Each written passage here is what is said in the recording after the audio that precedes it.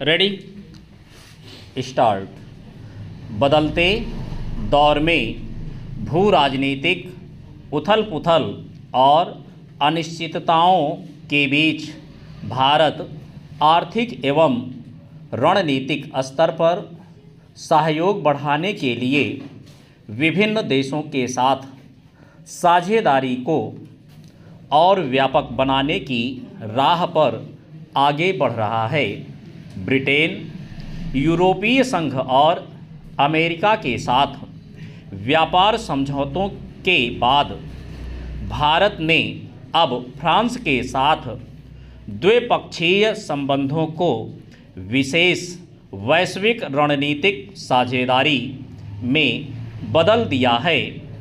इसके तहत दोनों देशों ने रक्षा, व्यापार और निवेश समेत कई क्षेत्रों में द्विपक्षीय सहयोग बढ़ाने का संकल्प लिया है। प्रधानमंत्री मोदी और फ्रांस के राष्ट्रपति इमैनुएल मैक्रों के बीच मंगलवार को मुंबई में हुई वार्ता के दौरान बनी सहमति के बाद 21 समझौतों को स्वीकृति दी गई। इस साझेदारी को वैश्विक स्थिरता और रणनीतिक दृष्टिकोण से कई मायनों में महत्वपूर्ण माना जा रहा है। इससे न केवल द्विपक्षीय व्यापार और आधुनिक प्रौद्योगिकी के आदान प्रदान में संभावनाओं के नए द्वार खुलेंगे, बल्कि रक्षा के मोर्चे पर भी भारत की स्थिति मजबूत होगी। चेंज। पिछले दिनों भारत ने ब्रिटेन और ओमान के साथ व्यापार समझौते किए थे। उसके बाद न्यूजीलैंड और फिर यूरोपीय संघ के साथ मुक्त व्यापार समझौते को अंतिम रूप दिया गया। हाल में भारत और अमेरिका के बीच अंतरिम व्यापार समझौते का ऐलान किया गया, जिसके परिणामस्वरूप अमेरिका ने भारत पर लगाए गए 50% शुल्क को घटाकर 18% कर दिया। इसमें दो राय नहीं कि अमेरिका की ओर से भारत पर भारी भरकम शुल्क लगाए जाने के बाद देश का निर्यात कारोबार प्रभावित हुआ।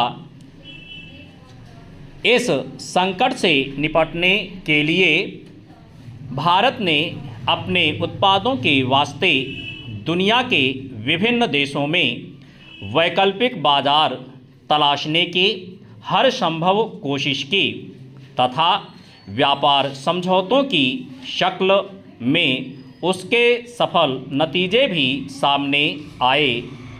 अब फ्रांस के साथ विशेष वैश्विक रणनीतिक साझेदारी से भारत के व्यापार, प्रौद्योगिकी और रक्षा क्षेत्र में सशक्तिकरण की संभावनाओं को और बल मिलेगा।